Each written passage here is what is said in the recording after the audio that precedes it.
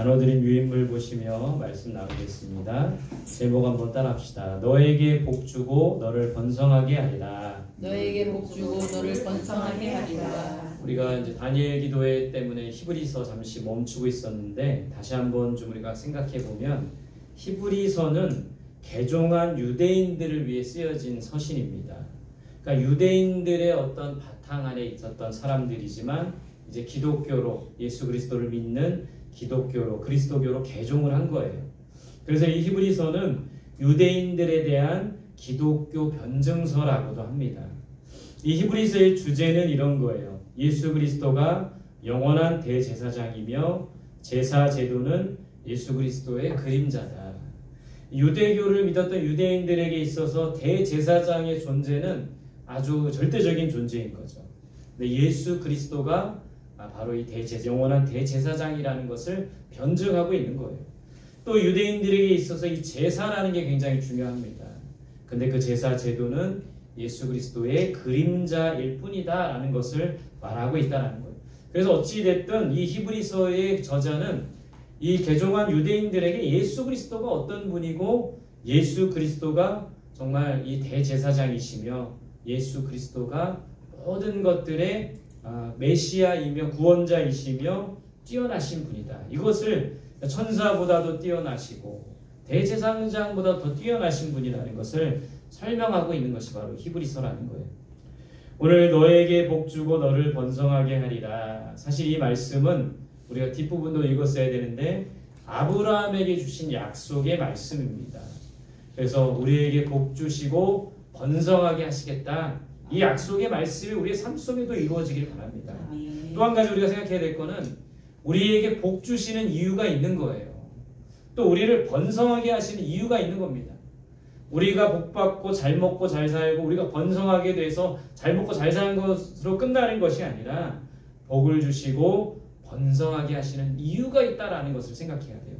오늘 말씀을 통해 그것을 깨닫는. 그러니까 오늘 이 제목처럼 우리에게 복 주시고 번성하게 하시는 하나님의 은혜를 누릴 뿐만 아니라 그렇게 복을 주시고 번성하게 하시는 이유를 깨달을 수 있는 오늘 이 저녁이 될 수 있기를 바랍니다.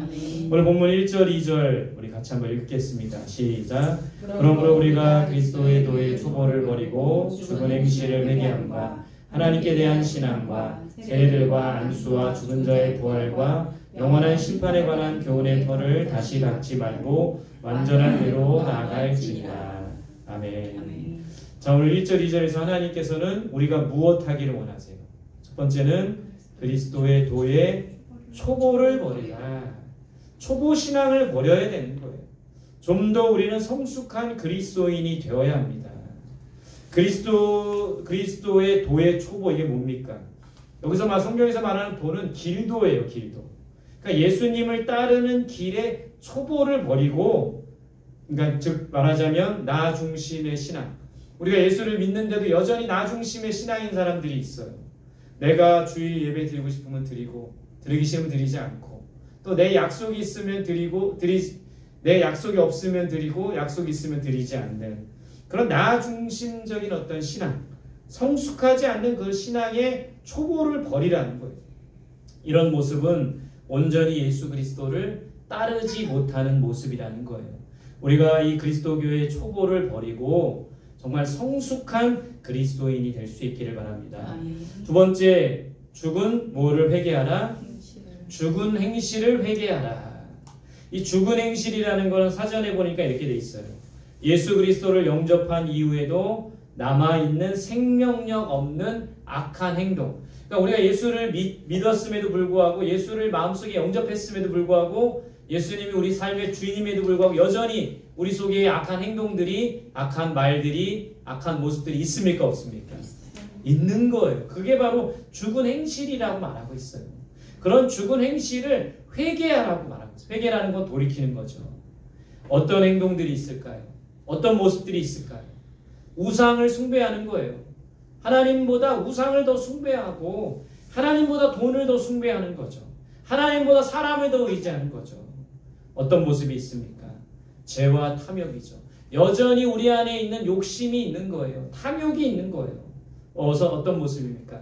자기 중심, 예수 그리스도 중심이 아니라 하나님 중심이 아니라 내 중심의 어떤 삶, 내 중심의 행동들, 그런 모든 악한 행실을 회개해야 된다고 했어요. 돌이켜야 된다라고 했습니다.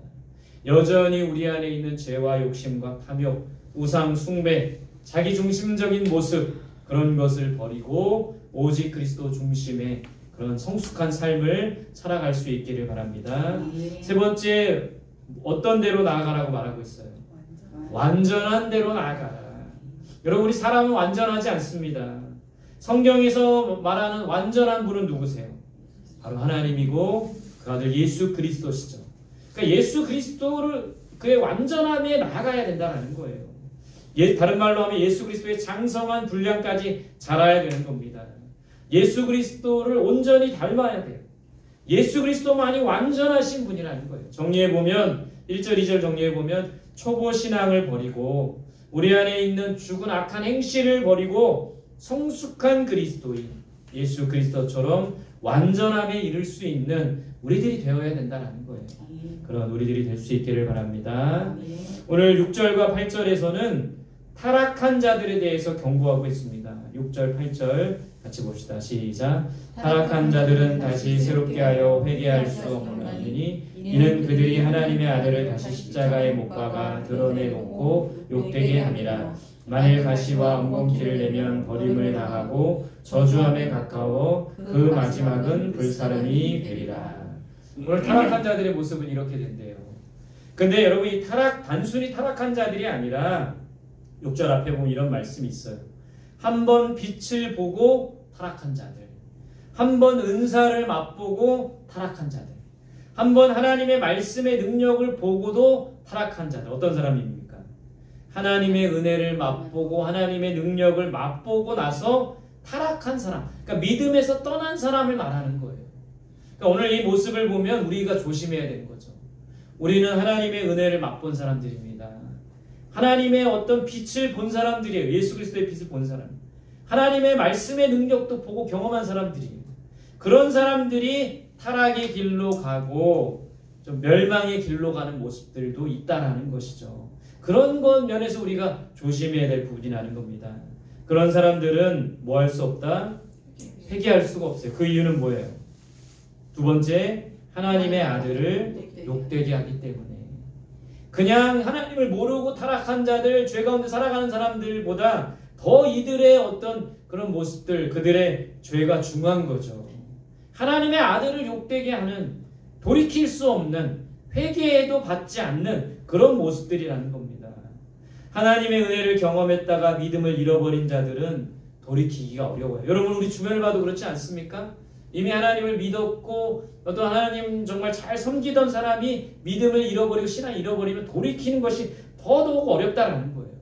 근데 왜 사람들이 하나님의 은혜를 맛보고 믿음을 잃어버리는 걸까요?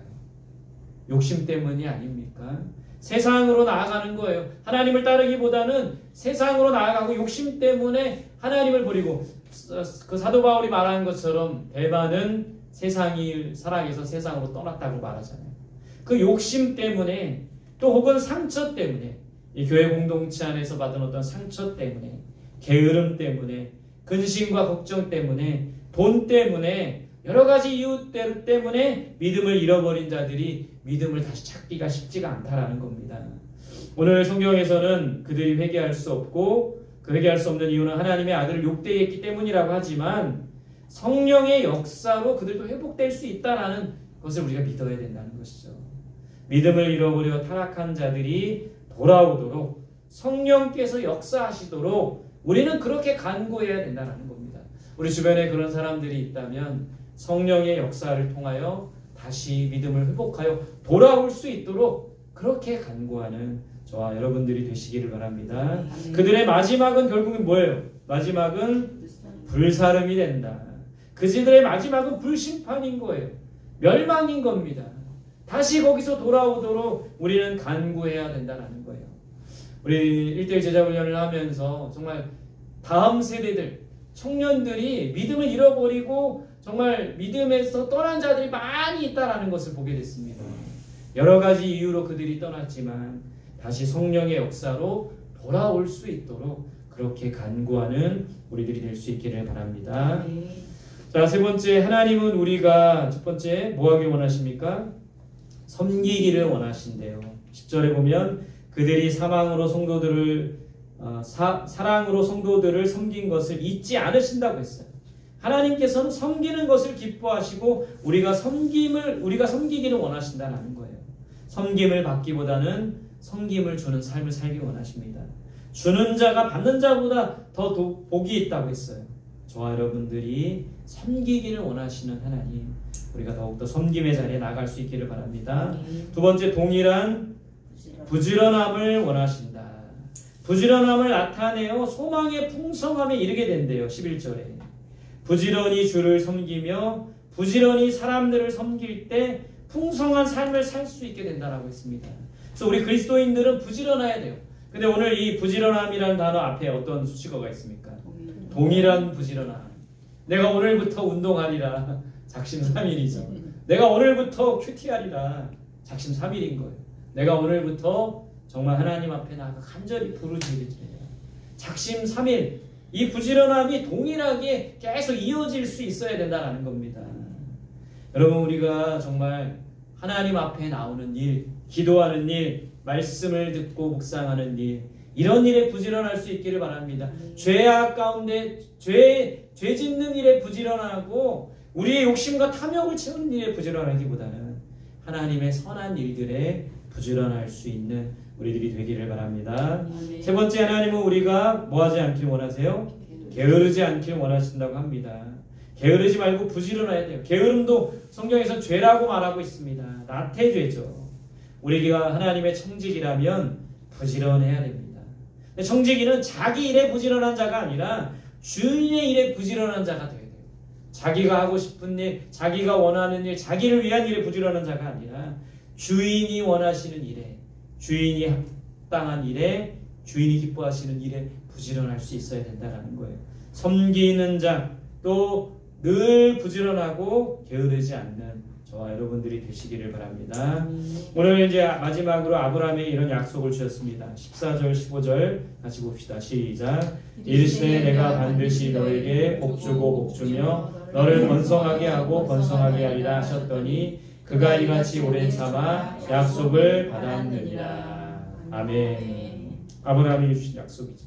첫 번째, 뭐 주고 뭐를 주신다? 복 주고 그냥 복 주신다가 아니라 복 주고 복을 주신다. 이건 뭘까요? 반드시 주신다. 복을 주시겠다라는 강조예요. 반드시 주시겠다라는 거죠. 또 번성하게 하고 번성하게 하신다. 이건 뭡니까? 반드시 번성하게 하신다. 강조예요. 강조하는 거, 두 번 반복한 거는. 근데 여러분, 여기서 번성이 뭡니까? 하나님께서 아담을 만드시고 나서 그런 약속을 주셨죠. 너는 이 땅에 생육하고 번성하라. 그 단어예요. 번성이 뭡니까? 번성한다는 게 뭐예요? 단순한 번식을 말하는 거예요? 자손들이 많아지는 걸 말하는 겁니까? 열매가 많아지는 걸 말하는 거예요? 자녀 많이 낳는 것을 번성이라고 하는 겁니까? 성경에서 말하는 번성은 성경사전에 우리가 이렇게 돼 있어요. 생명의 풍요와 책임 있는 성장, 창조 질서의 보존, 이렇게 설명하고 있어요. 그러니까 번성이라는 단어는 하나님의 생명이 더 풍요롭게 되는 게 번성입니다. 또 책임감을 가지고 우리의 모든 것을 성장시키는 게 번성이래요. 또 하나님께서 처음에 만드신 이 창조 질서와 창조 세상을 보존하는 것이 번성이라고 말하고 있습니다.